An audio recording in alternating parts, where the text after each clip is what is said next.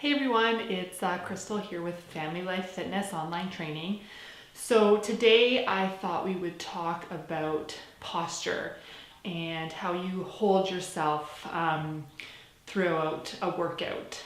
Sometimes when we get fatigued, we tend to overcompensate and our posture tends to change, which can then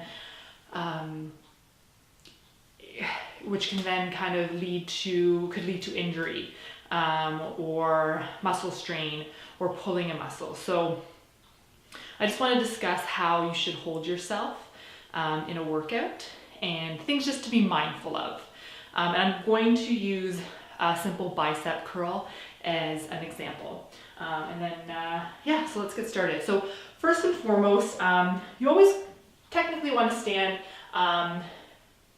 hip width apart or pelvis width apart.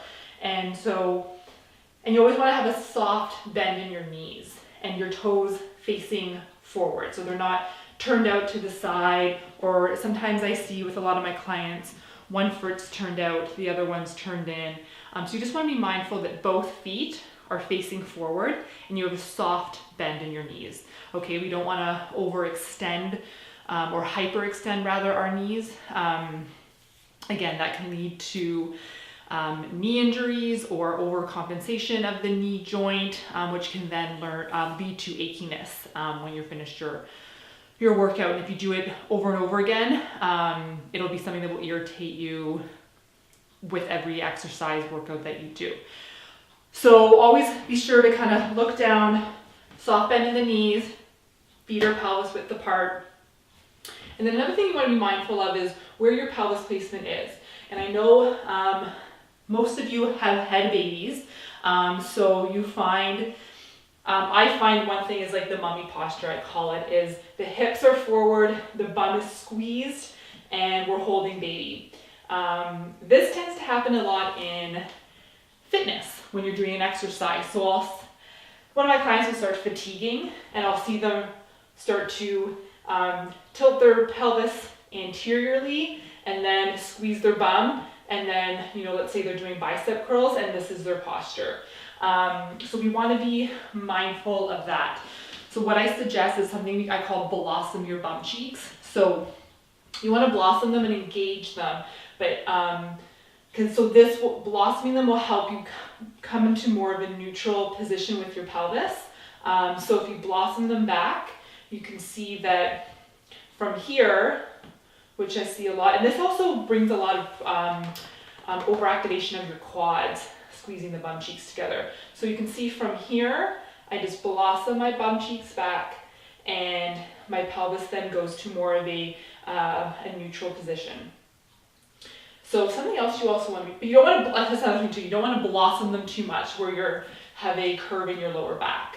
So you just want to make sure they're comfortably blossomed and you have a neutral pelvis. So just blossom back, and you'll feel a little bit of tension in your back, which is fine. You just don't want it to be like, you don't want it to be painful, but which I hope is not going to happen. Because if it's painful and you're kind of overdoing it and you feel a strain in your back, then you're over blossoming the bum. So another thing you want to be mindful of is lifting up through the rib cage and creating separation between your ribs and your hips. So you want to create length in the muscles. When we're like this, we're shortening our muscles. So that's why I don't really do any sit-ups, because that's just creating the shortening of your muscles. And the more sit-ups you do, then we end up like this, shortening the muscles. We want to keep them lengthened. So you want to focus on lengthening, separating your ribs with your hips. So if I were just to pull my pants down a little bit, and I'm going to create separation, so I'm going to lift up through the rib cage, then creating separation and lengthening my obliques. So then I'm going to also retract my navel in and lift it up. So retract and lift. So therefore I'm getting some engagement in my core. And then another thing you also want to be mindful of is your shoulders. A lot of the times when we get fatigued, the shoulders start to shrug and we start to do bicep curls like this. And then our traps are just on fire, and all we're doing then is working our traps. We're not working our biceps. So that's why you see a lot of people, like a lot of women and, well, women, everyone, men, anyone. We always carry our stress in our traps. And you find when you're on the computer, we're like this, the traps are working and we're getting stressed out. So we want to make sure that I always say, if you start to overcompensate, feeling in your traps, feeling it in your knees, feeling in your lower back, that's just an indication to stop and re-evaluate your form. Take a breather, shake it out. Okay, now I'm gonna do it again. Okay, check your form, check your stance all the time, because there's no point in pushing through a workout and working the traps. We don't wanna be walking around with huge traps and kyphosis in our backs. That means like a rounded back here. We wanna lengthen, lift, work our lats, work our glutes, work our posterior chain. Okay, so I'm gonna add in a bicep curl. I would suggest you guys pick up a set of weights and try this out with me. And we're gonna do a little checklist for form. So I'm gonna pick up my weights. I'm gonna watch my feet. My feet are pelvis width apart. I apologize if you cannot see my feet, but my feet are pelvis width apart. My toes are facing forward. I'll just show you, I have a slight bounciness bend in my knees. I'm going to blossom my bum cheeks so they're not squeezed together, and then at the same time drive my navel in and lift up through the rib cage, so I'm creating length. And right then I'm already feeling activation in my core and I haven't done a thing. So I'm lifting up through the rib cage, drawing my navel in, a slight blossom in my bum. My shoulders are down away from my ears, so I'm not lifting my shoulders up, but then again I don't want to push them down too far. So you just want to have them neutral shoulders, drive my navel in, and then I'm going to incorporate some breathing into this. So I'm going to inhale to start. On my exhale, I'm going to curl. Inhale and exhale to curl. Good. So you'll notice maybe this might happen to you. So we're doing bicep curls for 30 seconds. So I'm like this, I'm in my perfect posture, I'm breathing. Okay, now I'm starting to get fatigued. So I'm gonna start, my hips are gonna start going forward, and I'm gonna start doing this because I'm so tired and all I wanna do is just get it done. Once you start feeling that, you start feeling those hips going forward, you look down, you're in an angle now, that's when you gotta stop and reevaluate, change up your form. Okay, so I'm feeling like that, I'm gonna stop. Okay, navel in, lift up, and then continue on. It's better than to just keep on going through the workout just to get it done. It's better to stop, take that like 2 seconds, adjust your posture, and then continue on.